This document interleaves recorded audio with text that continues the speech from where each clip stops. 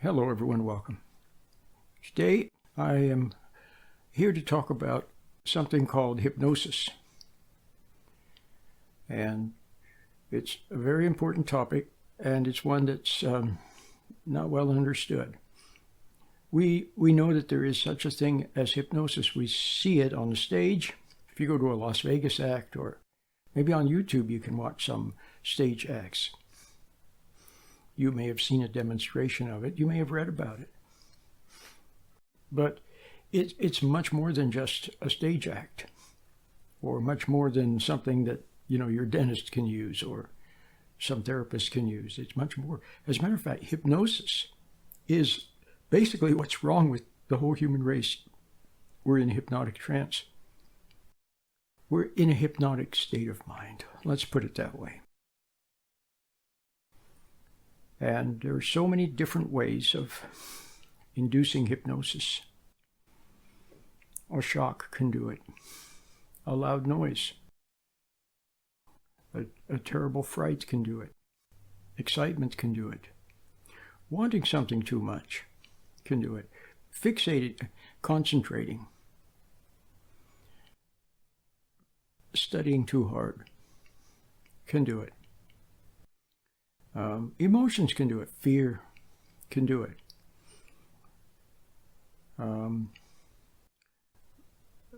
Looking up to someone too much can do it. Expecting something can do it. Trying to do so, trying hard can do it. Getting lost in your imagination can do it. So you just heard the laundry list that I said. And basically, if you stop to think about it, that's the laundry list of the way we lead our lives. We get angry about this and excited about that. We study. We get lost in music. We get lost in our imagination. We look up to people. We expect things. We want things. We set goals and focus on things. We're shocked by things and surprised by things and angered by things. Disappointed by things. See? Any of these can trigger the hypnotic state of mind. Now, what is it basically? Well, the hypnotic state of mind is, I'll make it very simple for you. It's when you are disconnected from intuition. And so what is intuition? Well, intuition is what you wordlessly know in your heart. Intuition is when you just see and just know. Have you ever been talking to somebody and you look at them and you just know they're lying? Somehow you just know it. Or you're just about to get involved with something and no, somehow you just stay away, steer clear of it somehow. You just know. And other times you move towards something delicately, lightly, not emotionally, and you try it a little bit and somehow it's right for you. Well, that's intuition. It's a wordless way of knowing. The ancient prophets had it. That's right, they had it. They just knew things. So take Abraham, for example, or Job, or one of those real early types of people. But let's stick with Abraham. How did Abraham know that God is God? All around him, everybody was worshiping all these false gods and idols, and who knows what they were doing. But somehow he knew. He knew deep down. And how about Moses? Moses, for a long time, Moses wasn't called by God until he was about 80 years old. So Moses lived the first 40 years of his life in the Pharaoh's household. He was a very prominent person. He could have become the Pharaoh himself, actually. And but something? There was something some things he just sort of knew. For example, when he saw injustice, he saw it very clearly, and he didn't like injustice. And then another 40 years he spent in the wilderness as a shepherd, as a sheep herder. And then at age 80 he was called by God. But somehow all along he just did one thing and then another and then another. And his life unfolded, and he didn't know what was in store for him. But then probably when he was helping the Israelitish people get into the promised land, he probably thought back upon some moments where he just sort of knew that there was God and there was good. And he didn't like what was false and untrue and so on. So basically Moses was not a hypnotized person. And he hung on to that awareness, and it was a protection. So can you see that when you live your life, when you are intuitive, like for example, Albert Einstein was an intuitionalist, or intuitionalist. How do you say that? Intuitionist, I think. He was. And all the great explorers and scientists and discoverers, they're all that way. They have a curiosity. They have they want to know something. They're interested in truth, in finding out, in discovering. And so they stay very close to that intuitive way of living and moving naturally and spontaneously and moving in some direction, intuitively. Those people are intuitive. That's the way you have to be. But what are most of us? Most of us have somehow have fallen away from the intuition by the things I listed, by wanting something too much, by becoming angry, by becoming excited, by being shocked, by studying too hard. Everything around seems to be designed to get you into this hypnotic state of mind, which is simply being separated from intuition. But the only way you can realize God and realize truth and understand deeply and believe properly is by way of intuition. And if you're not close to your intuition, if you've fallen away from it somehow, maybe you didn't want to. In fact, when you were a little child, you were that way. You were intuitive. And you just moved from one thing to another, and you learned at lightning speed. But then as time went by, well, the world began the world was too much for you. Other kids, popularity, tease, pressure, challenge, forcing you to study, cruelty, all these things. It was just too much for you. And slowly but surely, the outside began to rise up. The outside formed a connection with your subconscious mind. So, and you became like an animal. When you are intuitive, you're like Moses, you're like Abraham, you're like Albert Einstein. You have on a parallel track with what you see or what you hear or what you read. There's also intuition. It runs parallel with it. See, and everything that you do, everything you hear, everything you say, everything you read, this intuition is always there with it. So what do you think conscience means? It means with knowing. So you not only see, but you also understand. So you not only hear, but you also understand.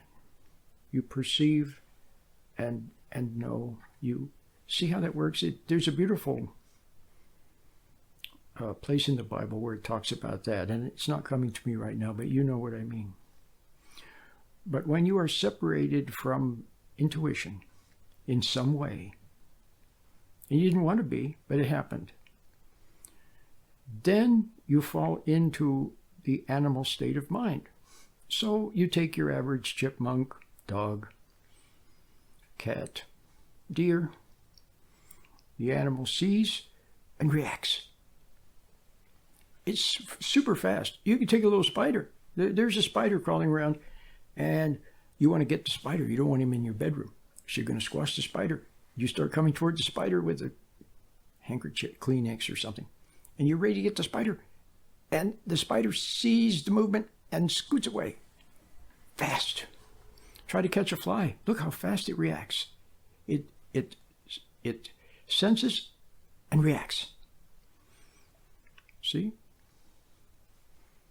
Animals don't have emotion. They react. They perceive, they hear, they react.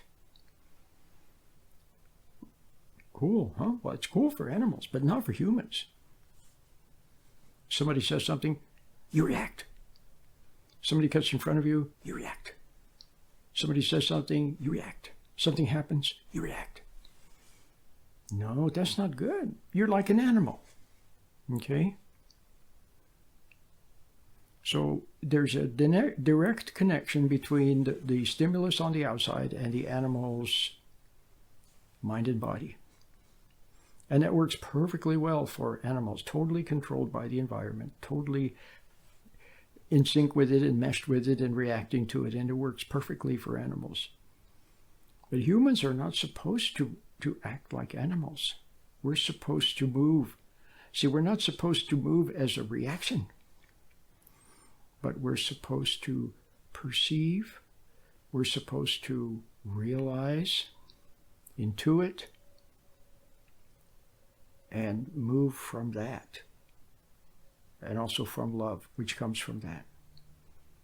So when you don't have love, when you don't have wisdom, then all you have is animal. Now, so how about animal emotion? Now, I said, well, animals don't have emotions. Well, they really don't.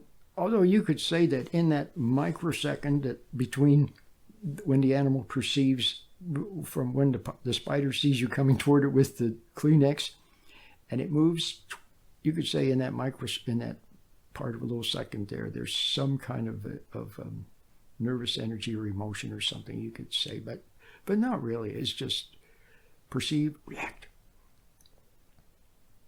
But how about for humans? How about all these emotions we have? We're upset, we're angered, we're depressed, we're anxious, we're nervous, we're bitter, we're hurt. Where's that? What's that all about? Well, you can cause that to happen in an animal, you know, but it's cruel. So I don't condone it. I don't like it. But scientists, for example, Ivan Pavlov, he was commissioned by the Soviet Union, by the Communist Party in Russia, to do animal experiments. They wanted to know all about controlling people and about behavior. So he did a lot of experiments. You've heard of them. You've heard of Pavlov's dog. You've heard of the famous, where he presented food to the dog, and at the same time he rang a bell every time he presented food, and then eventually all he had to do was ring the bell and the animal would salivate. Do you see how that works? So that was the stimulus, bell, and response was salivation. See? Stimulus and react. The reaction was salivation. Did I say salvation? Salivation. See? For humans, instead of salivating, it should be salvation. We intuit, we realize, and the realization saves you. And there's an excellent book called The Battle for Your Mind by William Sargent. It was written, I don't know, back in the 30s or 40s or 50s. It's excellent, though. But anyway, so to create emotion in an animal, and I don't like doing, I would never do this. But in the laboratory, some scientists have done that. And so what they did is they would frustrate the animal. They would lock the animal up. In other words, trap it in a cage or something. And the animal would start to immediately react and try to find a way out. But then eventually the animal couldn't find a way out, and then the animal would become frustrated. There's the emotion. frustration. Or they would bind the animal in some way, or have food on the other side of the glass. So when the animal tried to get to the food, there was a glass that interviewed it. Some type of actually cruelty that would trap, bind, prevent. And so then in that span between the animals start wanting to react, and the time went on and on and on and on. In that long time period, then emotion formed. And these emotions then are dysfunctional, that's stress, and they're dysfunctional. Those are dysfunctional, those emotions, frustration. And then eventually what would happen? Well, or the animal might become angry, filled with rage at being trapped or continuously poked at and not able to get away. Anger, frustration. And then what? The animal would become depressed, would curl up in a ball and just lay on the floor, and then would maybe even refuse to eat. And then the animal might even die. You see? So that's what emotion, that's the cause of emotion. So what happens? Somebody tells you, oh, you got to have a goal, you got to have a goal. So you set a goal. Then you start striving toward that goal. You see the hypnosis? But then what happens? Frustration. Emotion. Maybe initially excitement. See? Somebody holds up a stimulus. Oh, this goal. You'll be rich, you'll be famous, you'll be popular, people will like you. You get excited. Then you keep going but it eventually becomes frustrating. And then when you get it, it's not all it was cracked up to be. You get the degree, and then now what? Or the morning after the night before. See, it's always frustrating. You never get, it's never what it's cracked up to be, and then what? Then more depression, more so on and so forth. So then emotion rises in humans also when you let's say you see you should do something. You see that, how can I say this? There's something you should do, but instead of doing it, you wait. You procrastinate. Then thoughts start coming. What if this, and what if that, and what if this? And then you start second guessing yourself, and then you wait, and then emotion rises, and then finally you get anxious. And then eventually you think, I got to do it, I got to do it. And then you drum up energy and anger and excitement, and then you do it. But you see, it's totally with the wrong energy. So, you're a parent, you have a child, and the child is doing some little boo-boo.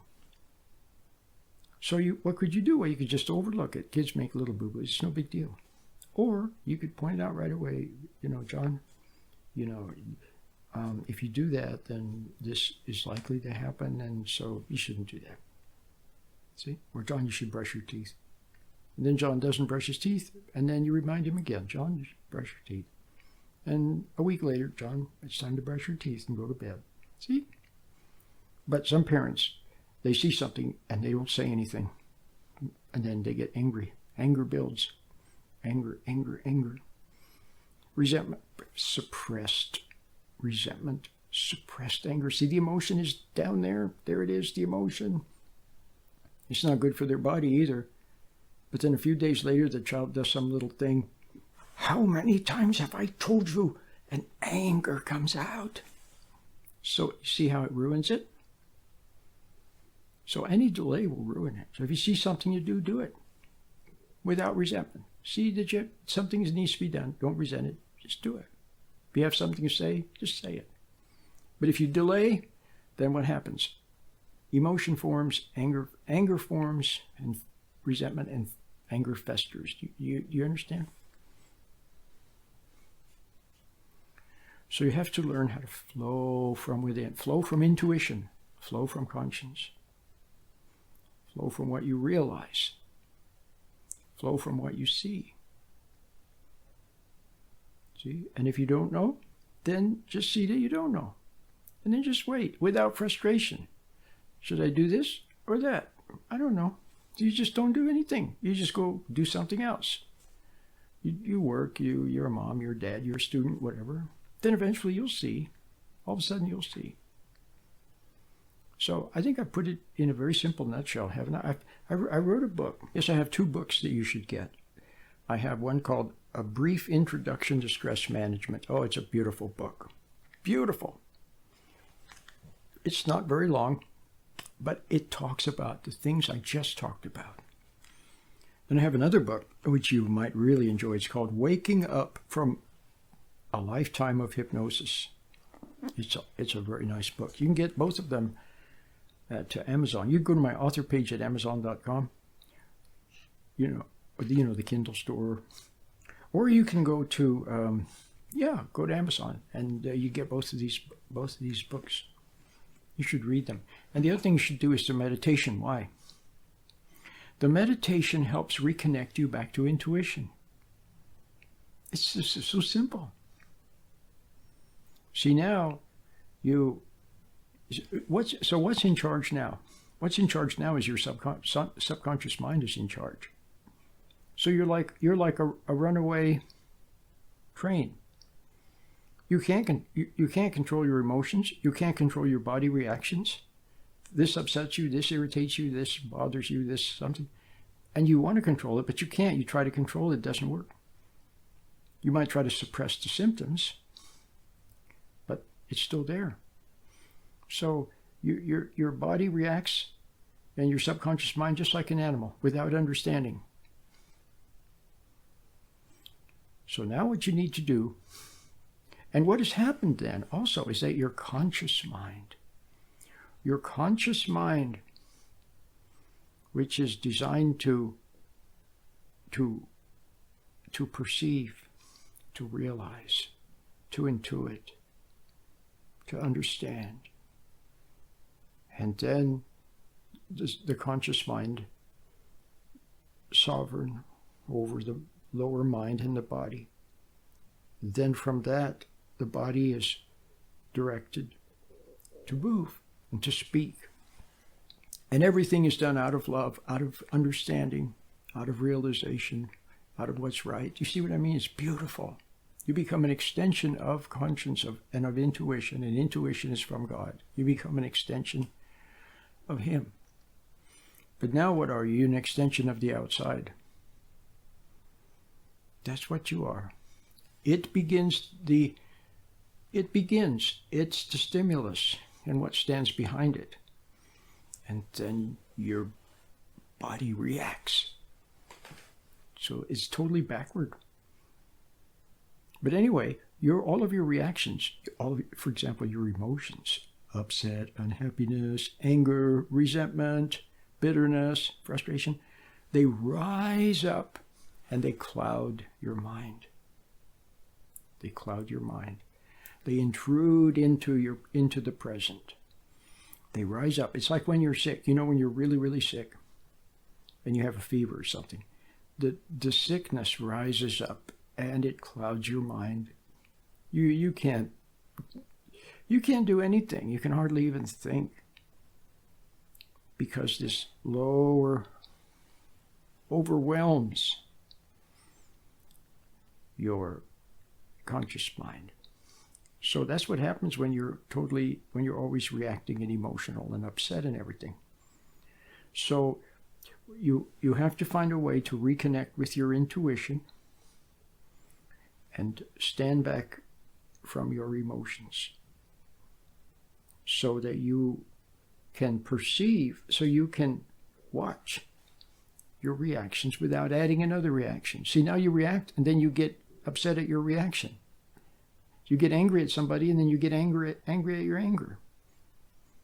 So you need to get rid of that second layer, and now you're just left with a simple reaction, and you see yourself angry and you see that it's not good, and you watch it. And from that, see, something good can come through it when you want it, when you want intuition. When you want to do what's right, you realize that you don't know how to do what's right. You realize there's not enough books in the world to tell you what to do in that delicate moment with your child or your partner. You need intuition. You need insight. You need wisdom. You need patience. You need understanding. You see that. And so you stand there and you watch. And you're in quiet disagreement with what you see yourself doing or your emotions. You just watch them. And something magic comes through that. something magic comes through that. And it has a mitigating effect upon you right away, a calming effect.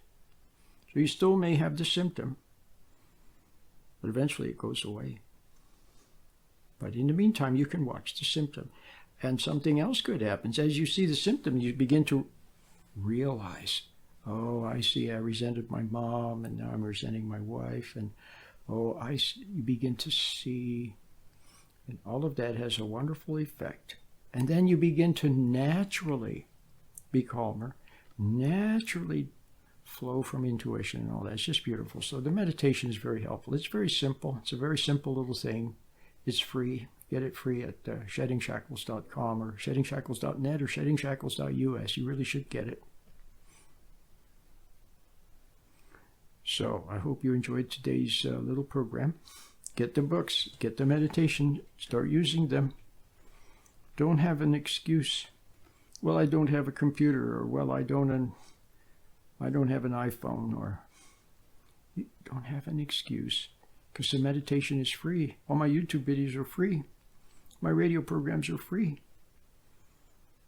And they're all archived, so you could listen to them. So take advantage of the resources, would you please?